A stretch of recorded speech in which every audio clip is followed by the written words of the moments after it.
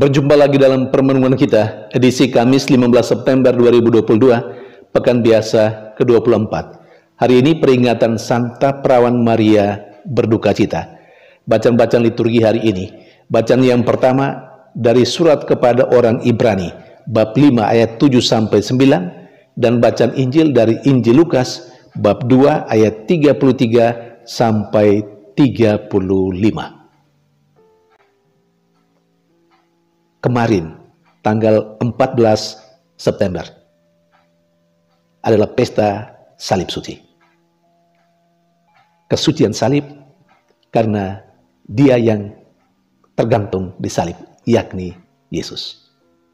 Dan hari ini, kita memperingati Santa Perawan Maria berduka cita. Hubungannya sangat dekat dan erat, sangat menyatu antara Yesus yang menjadikan salib sebagai tanda keselamatan dan duka cita yang dialami oleh Maria, bundanya dan bunda kita. Sekurang-kurangnya 3 poin yang mau saya sampaikan dalam permenungan ini.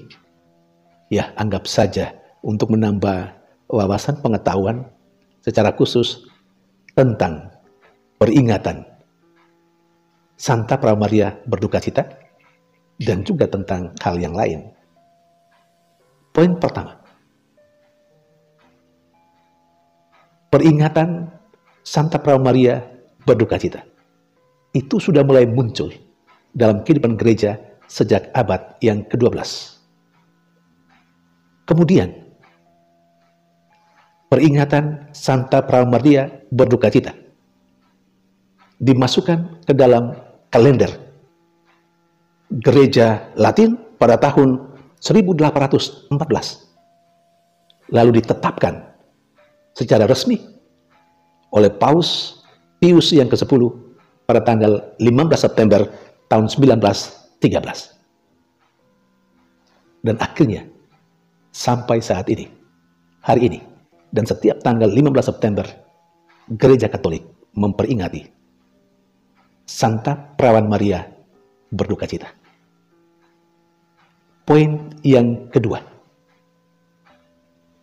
peringatan Santa Perawan Maria berduka cita mengantar kita pada permenungan yang lebih dalam. Peringatan Maria berduka cita itu terjadi karena persatuan yang sangat erat antara Maria dengan Yesus Kristus. Tidak hanya sekedar bahwa Maria mengandung dan melahirkan Yesus, tetapi sejak Maria mendapat kabar gembira dari malaikat Tuhan bahwa dia akan mengandung, lalu melahirkan, sampai mengikuti perjalanan hidup Yesus putranya, terutama pada saat melaksanakan tugas dan tanggung jawab yang dipercayakan Allah Bapanya kepadanya, yakni menyelamatkan umat manusia. Sepanjang perjalanan itu, Maria yang telah bersatu dengan Yesus, sejak Yesus di dalam kandungannya, sampai pada akhirnya, Maria menyelesaikan tugas dan tanggung jawabnya ketika Yesus naik ke surga. Saudari dan saudara yang terkasih, jadi Santa Perawan Maria berduka cita yang kita peringati hari ini secara liturgis dalam Gereja Katolik itu merupakan konsekuensi dari fiat-Nya, jawabannya kepada malaikat pada saat itu. Aku ini hamba Tuhan, terjadilah padaku menurut perkataanmu. Santa Perawan Maria berduka cita itu yang menjadi konsekuensi kerelaannya menerima tugas dan tanggung jawab untuk menjadi bunda Yesus Kristus. Saudari dan saudara yang terkasih, Santa Perawan Maria berduka cita, poin yang ketiga, disebut juga sebagai Mater Dolorosa, bunda duka cita. Dan Santa Perawan Maria berduka cita ini itu diringkas oleh gereja dalam 7 peristiwa yang dialami oleh Bunda Maria. Poin yang pertama atau peristiwa duka yang pertama adalah kedukaan pada saat Bunda Maria dan Santo Yosef mempersembahkan Yesus di Bait Allah. Dan di sana bertemu dengan Simeon. Dan Simeon memberikan ramalan dan berkata kepada Maria bahwa sebuah pedang akan menembusi jiwanya. Persis seperti yang dikatakan dalam bacaan Injil hari ini. Itu kedukaan yang pertama. Kedukaannya yang kedua adalah kedukaan yang dialami oleh Bunda Maria ketika bersama dengan Yosef, suaminya, dan Yesus, anaknya, mengungsi ke Mesir. Kedukaan yang ketiga adalah kedukaan ketika Maria dan Yosef mencari Yesus di Yerusalem. Kita tahu itu. Kedukaan yang keempat adalah kedukaan Maria yang dia alami ketika dia bertemu dengan Yesus di jalan salib. Kita ingat perhentian yang keempat, bukan? Di mana Maria berjumpa dengan Yesus. Kedukaan yang kelima adalah ketika Yesus disalib dan wafat di sana.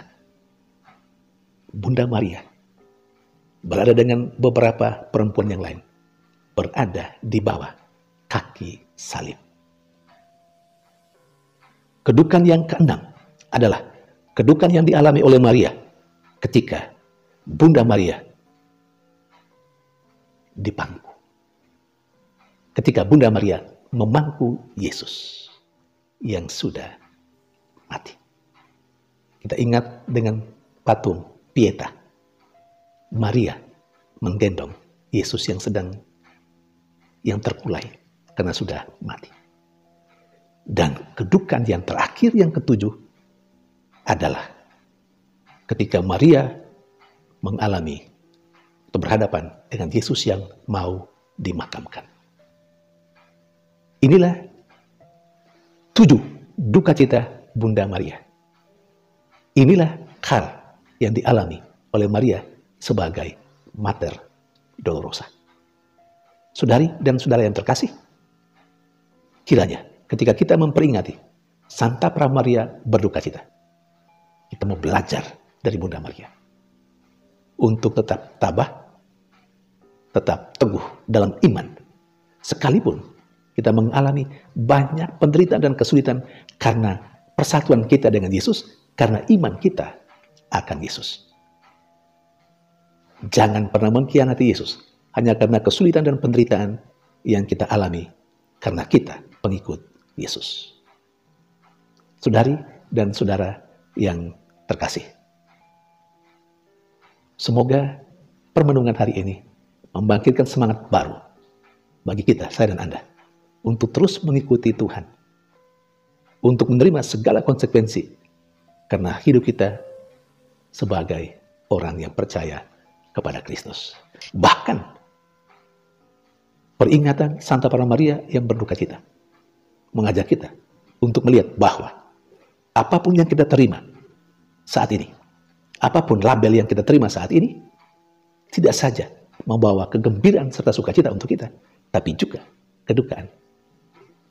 Karena label yang kita miliki di satu sisi memberikan sukacita kepada kita, tapi di sisi lain juga memberi terkadang duka cita, kesulitan, penderitaan. Kalau saya boleh mengatakan, Maria telah menjadi murid Kristus dan Maria telah memanggul salibnya dalam mengikuti Yesus. Bukankah Yesus pernah berkata, yang mau mengikuti aku harus menyangkal diri dan memanggul salibnya. Kedukaan Maria merupakan salib yang sungguh-sungguh dimaksudkan, persis yang dimaksudkan oleh Yesus. Mari kita memanggul salib kita dalam mengikuti Yesus. Tuhan memberkati.